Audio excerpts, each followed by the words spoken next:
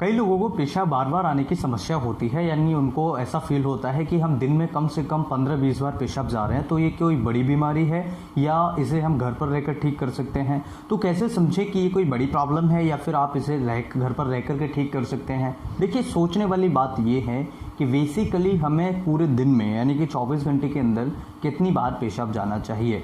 अब अगर हम पेशाब ज़्यादा जा रहे हैं तो इसके पीछे क्या रीजंस हो सकते हैं, क्या कारण हो सकते हैं और इसे हम कैसे ठीक कर सकते हैं, इस वीडियो में डिटेल में समझेंगे। वीडियो अच्छा लगे तो लाइक, शेयर एंड सब्सक्राइब जरूर करें। अगर आप हमारी वीडियोस को पहली बार देख रहे हैं तो हेल्थ से रिलेटेड सभी प्रकार की सभी बीमारियों से संबंधित वीडियोस देखने के लिए चैनल को सब्सक्राइब करें। यदि आप इस तरह ही हेल्थ के बारे में जानना चाहते हैं तो सब्सक्राइब करें ये चैनल और बेल आइकन दबाएं ताकि हर नए वीडियो का नोटिफिकेशन सबसे पहले आपको मिले। तो सबसे पहले ये समझिएगा कि पेशाब बार बार क्यों आता है। इसे हम मेडिकल लैंग्वेज में फ्रीक्वेंट यूरिनेशन कहते हैं, यानी कि जिस मरीज को बार बार पेशाब आता है उसे फ्रीक्वेंट यूरिनेशन कहा जाता है। अब ये कई ऐसे रीजंस होते हैं, कई ऐसे कारण होते हैं जिनकी वजह से आपको हो सकता है। सबसे पहला होता है कि पेशेंट को हो सकता है किडनी से रिलेटेड कोई प्रॉब्लम हो, जैसे कि कई बार होता है किडनी में सूजन आ जाए या किडनी में कोई इन्फेक्शन हो जाए। तो कई बार ऐसे केसेस आ जाते हैं जिनमें पेशाब जो है बार बार लगना स्टार्ट हो जाता है, लेकिन ये बहुत कॉमन कॉज नहीं है, बहुत रेयर कॉज होते हैं कि किडनी की वजह से आपको कोई प्रॉब्लम आए। अब इसमें जो मेन रीज़न होते हैं वो समझिएगा, जैसे डायबिटीज़ होना।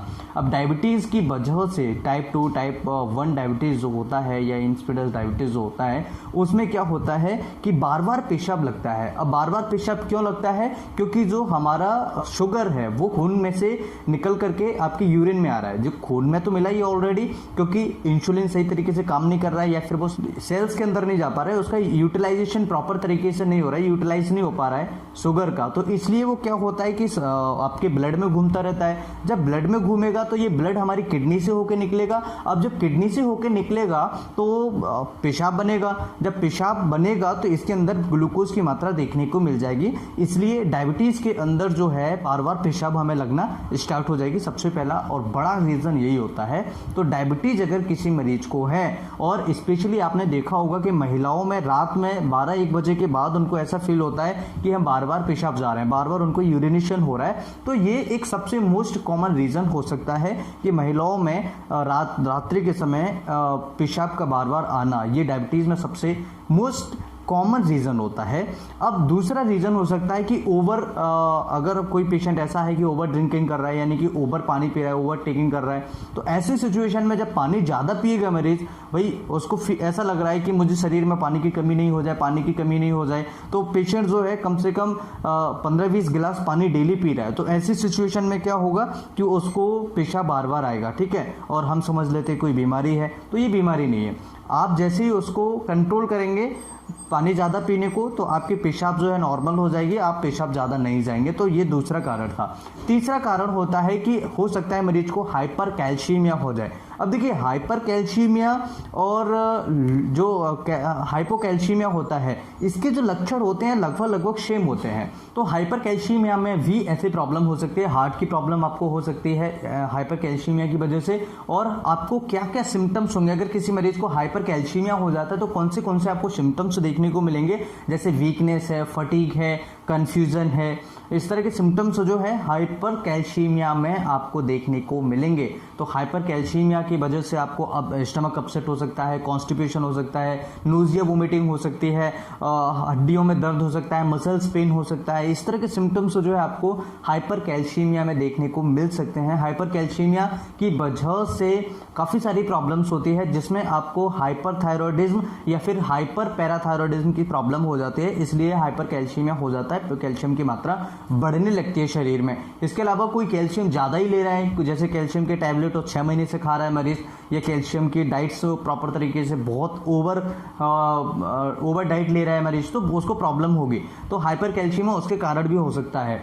अब इसके अलावा और क्या प्रॉब्लम हो सकती है, और कौन से रीजन हो सकते हैं? प्रोस्टेट ग्लैंड्स, जो हमारा प्रोस्टेट होता है वो प्रोस्टेट्स की वजह से एनलार्जमेंट होता है, मतलब कि प्रोस्टेट में कोई इन्फेक्शन हुआ या सर्जरी हुई है, कोई और प्रॉब्लम हुई, तो उसकी वजह से प्रोस्टेट का एनलार्जमेंट होता है। उसकी वजह से क्या होता है, हमारा जो फ्लो होता है वो ब्लॉक होता है। तो जब ब्लॉक हो जाएगा तो पेशाब वहाँ पर स्टोर होगा, तो हमें बार बार पेशाब आएगा और पूरी तरीके से पेशाब जाएंगे नहीं, क्योंकि वो जो पाथवे है वो ब्लॉक हो रहा है, तो उसमें रुकेगा पेशाब, तो उसकी वजह से हमें बार बार पेशाब आने के चांसेस बढ़ जाते हैं। तो प्रोस्टेट की वजह से हो सकता है। इसके अलावा एक और होता है कॉमन, जैसे प्रेगनेंसी में। जैसे प्रेगनेंसी में क्या होता है कि यूट्रस का ग्रोथ होता है, यूट्रस का साइज बढ़ता है, उसकी वजह से जो हमारा ब्लैडर होता है, यूरिनरी ब्लैडर जिसे हम कहते हैं, तो यूरिनरी ब्लैडर पर प्रेशर पड़ता है। जब यूरिनरी ब्लैडर पर प्रेशर पड़ेगा तो हमें बार बार पेशाब आएगी फीमेल को, तो ऐसी सिचुएशन में भी पेशाब बार बार आने के चांसेस बढ़ जाते हैं। तो कौन से कारण है? एक होता है डायबिटीज, दूसरा होता है हाइपर कैल्शियमिया, तीसरा होता है प्रेगनेंसी, चौथा होता है प्रोस्टेट, या फिर पांचवा होता है कि मरीज ओवर ड्रिंकिंग कर रहा है, पानी बहुत ज्यादा मात्रा में पी रहा है। ये मोस्ट कॉमन होते हैं जिसमें पेशेंट को पेशाब बार बार आता है और पेशाब को फील होता है कि वो मरीज पेशाब बार बार ज्यादा जा रहा है। अब इसे ठीक कैसे कर सकते हैं? इसका ठीक करने का क्या मेडिसिन है? तो देखिए सिंपली, अगर कोई पेशेंट ऐसा है जो ज्यादा पानी पी रहा है तो उसको पानी पीने पर कंट्रोल करना होगा। पानी बिल्कुल पूरी मात्रा में वही पानी पिए जितनी जरूरत है। जैसे पूरे दिन में अगर हम बात करें तो 8-10 गिलास, 10 गिलास से काम हो जाता है, 10 गिलास 12 गिलास से प्रॉपर तरीके से काम हो जाता है। एक गिलास में अगर 250 ml पानी है तो आप 10-12 गिलास पिएंगे तो आप सफिशिएंट है। इसके साथ में अगर कोई पेशेंट मेडिसिन ले रहा है, तो जैसे डायूरेटिक्स मेडिसिन होती हैं, हाई ब्लड प्रेशर में मेडिसिन यूज की जाती हैं डायूरेटिक्स, तो कोई पेशेंट क्या होता है, उनको अगर लेते हैं या उनको डॉक्टर उनको देते हैं तो उसकी वजह से भी पेशाब बार बार जाता है मरीज, तो ड्यूरेटिक्स की वजह से भी होता है। तो अब ड्यूरेटिक्स को बंद करना पड़ेगा। जैसे लैसिक्स दवाई कई प्रकार की होती है, लैसिक्स है या और प्रकार की दवाइयां होती हैं, तो इनसे क्या होता है, पेशाब ज्यादा लगाने के लिए ये दवाइयां दी जाती हैं। क्यों? क्योंकि उस मरीज का हाई ब्लड प्रेशर हो रहा है, तो ऐसी सिचुएशन में, ठीक है, तो इस दवाई को बंद करना पड़ेगा। अगर कोई किसी की दवाई चल रही है पेशाब लगाने वाली तो उस दवाई को बंद करना पड़ेगा। अगर किसी को डायबिटीज है तो डायबिटीज की दवाई लेंगे, ब्लड शुगर आपका कंट्रोल रहेगा तो आप पेशाब बार बार नहीं जाएंगे।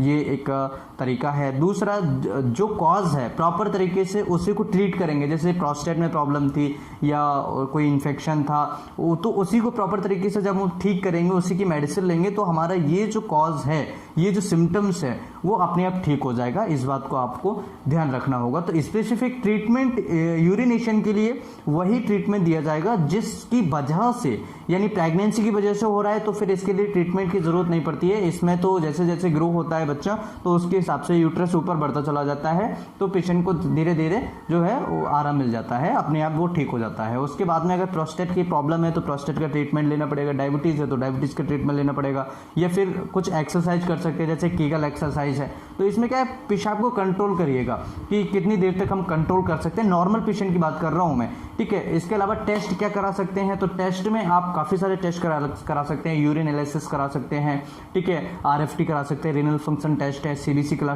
सकते हैं, डायबिटीज का टेस्ट करा सकते हैं, ब्लड शुगर लेवल चेक करवा सकते हैं कितना है कितना नहीं है। इसके अलावा सिस्टोस्कोपी होता है। सिस्टोस्कोपी में हम देखते हैं कि पेशाब जो ब्लैडर है, जो हमारा यूरिनरी ब्लैडर है, उसके अंदर क्या चल रहा है, उसके अंदर क्या प्रॉब्लम है क्या नहीं है, तो ये सिस्टोस्कोपी से हम चेक कर सकते हैं। इसके अलावा हम सिस्टोमेट्री से पता लगा सकते हैं कि उसके अंदर जो ब्लैडर है, यूरिनरी ब्लैडर है, उसके अंदर क्या है, उसके प्रेशर कितना है, प्रेशर मेजरमेंट है, वो सारी चीजें हम देख सकते हैं। तो ये टेस्ट करा सकते हैं। ठीक करने का मैंने आपको तरीका बताया कि अगर जो लोग ज्यादा पानी पी रहे हैं उसे कंट्रोल करें, नॉर्मल पानी पिए, ज्यादा ओवर ड्रिंकिंग न करें पानी की।